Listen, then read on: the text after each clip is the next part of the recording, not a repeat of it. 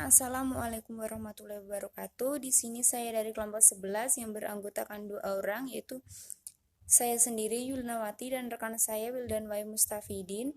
Di sini kami akan membahas tentang desain kurikulum PAI dalam pendidikan. Poin pertama yaitu pengertian kurikulum yang bersifat pada bahan ajar.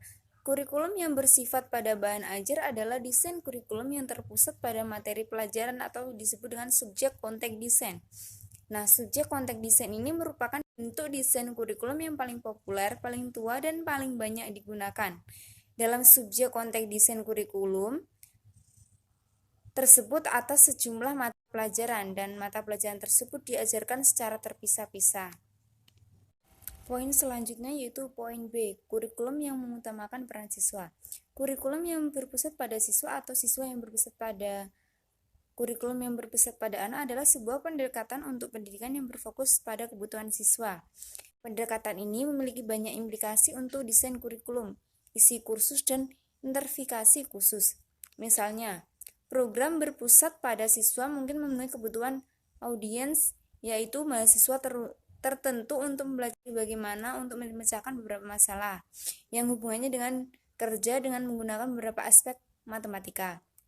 Nah, siswa belajar berpusat menuntut siswa untuk aktif, peserta, dan bertanggung jawab dalam kurikulum. Selanjutnya, bentuk-bentuk kurikulum yang berpusat pada bahan ajar yang pertama yaitu desain mata pelajaran the subject design, dan yang kedua desain disiplin ilmu the disiplin design, dan yang terakhir yaitu desain bidang luas the broad field design. Selanjutnya akan disampaikan oleh Mas Wildan dan Wahib. Terima kasih. Assalamualaikum warahmatullahi wabarakatuh. Saya Wildan Wahib dan saya akan melanjutkan presentasi dari saudara Mbak Yuli. Saya akan menjelaskan tentang permasalahan kurikulum dalam masyarakat. Kurikulum adalah segala sesuatu yang dijalankan, dilaksanakan, direncanakan, diajukan, dan diawasi pelaksanaan yang bertujuan untuk memberikan pengetahuan, perkembangan siswa agar mampu ikut andil dalam masyarakat dan berguna bagi masyarakat, juga akan berguna masa depannya kelak. Langsung saja, kurikulum yang berikut ini adalah beberapa masalah dari kurikulum.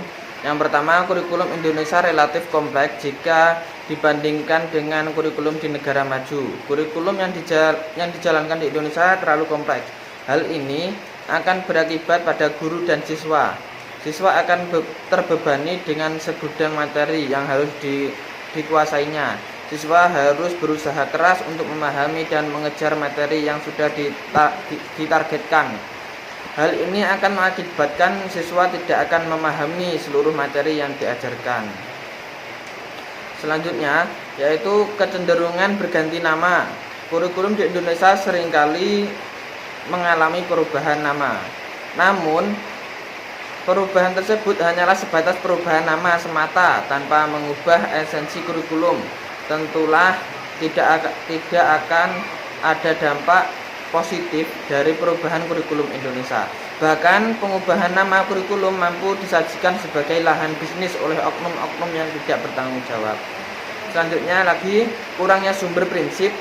Pengembangan suatu kurikulum tentu saja berdasarkan sumber prinsip untuk menunjukkan dari mana asal mula lahirnya suatu prinsip pengembangan kurikulum. Sumber prinsip pengembangan kurikulum yang dimaksud adalah data empiris atau pengalaman yang terdokumentasi dan terbukti efektif, data eksperimen atau temuan atau hasil penelitian, cerita legenda yang hidup di masyarakat, dan akal sehat.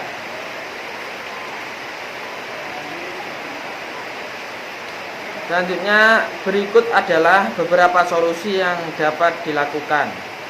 Yang pertama, mengubah paradigma dari pengajaran yang berbasis sistematik, materialistik menjadi religius. Selanjutnya, mengubah konsep awal paradigma kurikulum menjadi alur yang benar untuk mencapai suatu tujuan yang sebenarnya.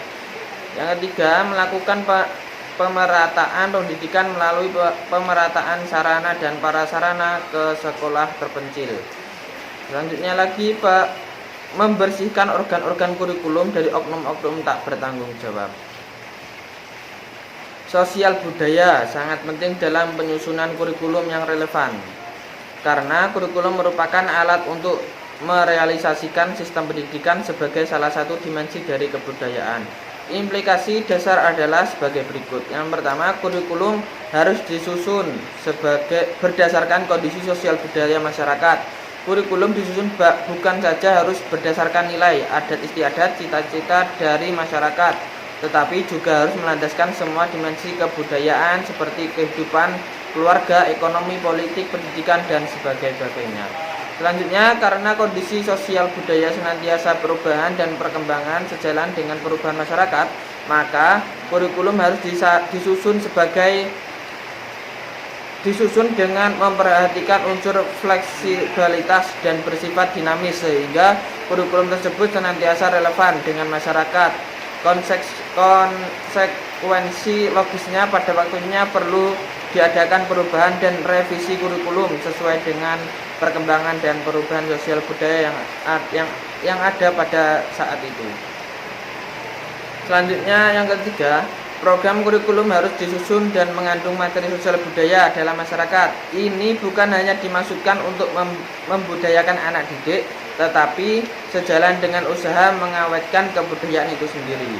Kemajuan dalam bidang teknologi akan memberikan bahan yang memadai dalam menyampaikan teknologi baru itu kepada siswa, yang sekaligus mempersiapkan para siswa tersebut agar mampu hidup dalam teknologi itu.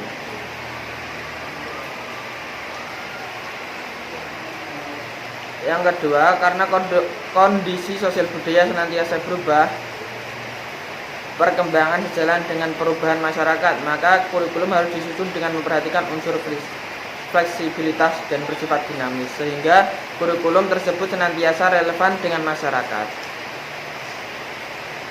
Ya, itu tadi pengertian atau masalah kurikulum dalam masyarakat.